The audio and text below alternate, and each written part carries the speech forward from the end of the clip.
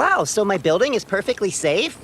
No, it's the worst building I've seen in my entire life, and you failed miserably. But that skeleton on the wall was funny shit.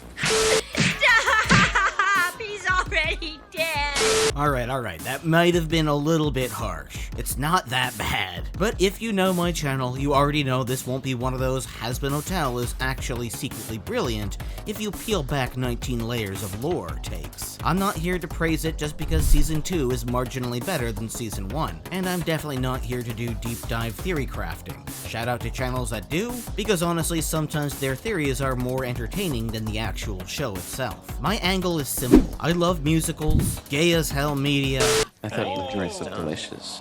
and animation. I'm also a cringy millennial recently diagnosed with autism and insane ADHD, so on paper, Hazbin Hotel should be exactly my thing. And in Season 1, I'll admit it kind of was. The music slapped, and the scene kid aesthetic felt comforting, like bumping into that guy from high school you knew who wore Osiris shoes, styled their hair like a turkey, and chugged beers with you in the Warped Tour lineup. But like that guy, when you meet him again as an adult and he's still acting the same, just a little sadder, you realize he hasn't learned a damn thing. That's Hazbin Hotel in a nutshell. People who love it really love it, and people who hate it unfortunately really hate it. But to continue my weird comparison, sure, the guy still plays all the songs you loved in high school, but he also very likely beats his girlfriend and thinks swearing every other sentence is tough. That's basically my relationship with Hazbin Hotel. A lot to admire, animation, music, some vocal performances, but overall still feels stuck in 2011, refusing to grow. But where Smiling Friends represents what internet-grown creators can bring to TV, Zach Hadel and Michael Cusack constantly leveling up and avoiding stagnation, Hazbin feels complacent. For anyone outside of the fandom, Season 2 still has lackluster writing, stiff animation, and yes, the music is just kind of boring. And look, I get the appeal of the show, but when even more charitable YouTube channels keep pointing out the characters as the show's weakest link, It has been Hotel. In my opinion, I find the musical elements of the show to be very fun to watch. The story and how the specific characters act towards the plot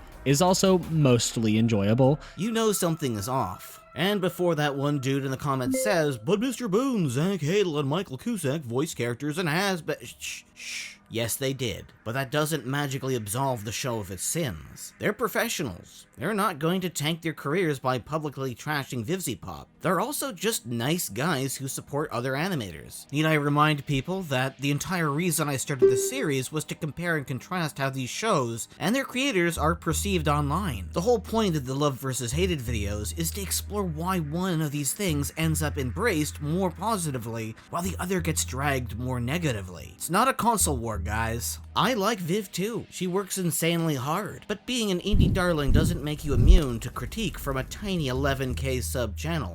And a quick reminder that a like and a comment, even if it's to tell me that my take is garbage, goes a long way to help my video get seen on the algorithm. So be sure to let me have it in the comments as usual. Was I too hard on the season of Hazbin or not hard enough? Season 2 did improve, kinda. Less pointless swearing, some cleaner sequences of animation, and a more polished production overall. But not in the drop everything and watch this kind of way. Like when my cousin says, "I can recommend ReZero to anyone, but Jobless Reincarnation? Bro, no." Hazbin is kind of like that to me. Fine if you're already invested, but rough if you're not. You can't just ignore the flaws. And let me be clear, I don't think Vivzie or her shows are objectively bad. I like musicals and animation. This should be my jam. Something just keeps blocking it, and clearly other people feel that way too. For me, Hazbin Season 2 still fails the did the show improve test. Characters feel like cardboard. The pacing is rushed. The writing constantly lampshades its own flaws. Just because you call a character a replacement and then joke about it, So is he like the new Penches? No! doesn't make him any less so, especially when they're basically just on screen to just aura farm. Also, joking about the overstated designs and pointing out the red on red palette without fixing any of it is just lazy. This even extends to the finale, where the climactic conflict boils down to a cliched power of friendship battle over a magical MacGuffin. And honestly, simply acknowledging the trope doesn't make it any less weak of a writing moment, Vivzie.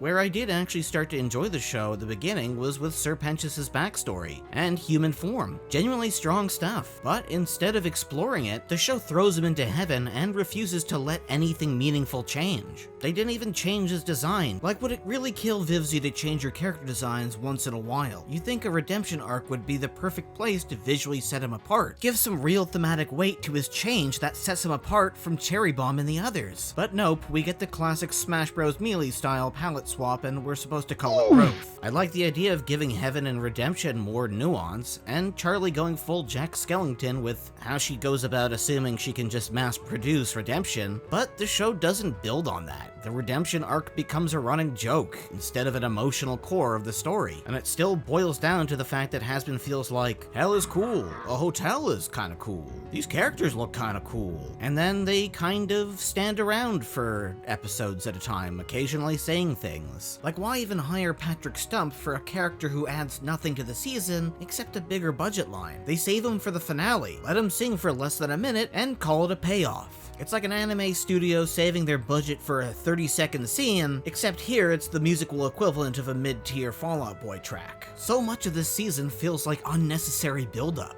From the characters to the entire premise of the show itself. It's like if Smiling Friends dropped the make people smile premise entirely. Sure, it takes detours, but the core concept is always present. Hazbin Hotel barely uses its premise, setting, or mythology for that matter. And while Season 3 of Smiling Friends pumps out viral clips every week, Hazbin's Season 2 online presence is mostly people talking about designs and ships. Smiling Friends has ships too, mind you, shout out to Mr. Boss and Alan, but it also delivers moments, jokes, and ideas people actually discuss online. Hazbin's biggest talking point this season has been Zach showing up.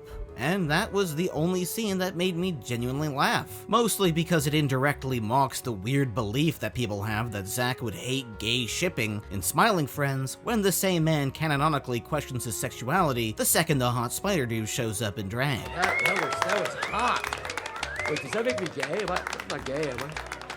And most people discussing this scene are just saying that it's kind of unfortunate that she's been spending money on cameos and including people like Zach Hadel when completely skipping out on improving writing. It's not really about how good the show is, it's more people talking about how wild it is that Zach was a part of the show. Season 2 has honestly reminded me of Chris Stuckman's Shelby Oaks film, something I wanted to love but landed at a light 6 drifting towards a 5.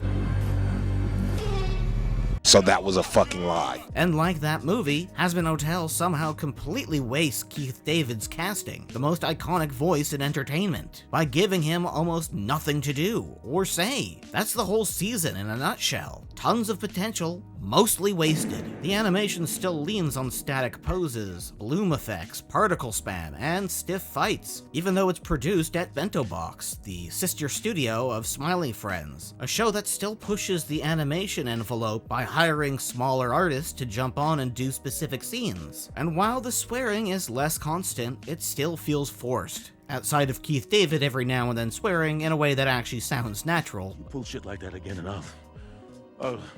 I'll fucking spank you! But that's to be expected of a genuinely great actor. While some moments in the show are cute in terms of writing, the actual story itself feels kind of lackluster. The hotel still feels like a joke premise instead of an actual setting. Even the music, which should be the show's backbone, ends up sounding like Wicked's wallpaper music. Loud, swear-filled, but empty. Season 1 at least had Loser. Basically, they're defying gravity. Both absolute bops. Whereas Season 2 has nothing that really sticks to me. A lot of it just feels like paint by numbers. There's just about no feeling behind any of the songs. And outside of a couple Tumblr bait moments and some decent Heaven lore ideas, Hazbin still feels like a show made for its fan base and almost no one else. A somewhat middling musical with irritating writing, stiff animation, and world building that follows the Bleach rule of don't ask how it works, it just does, without any of the charm that lets Bleach get away with that.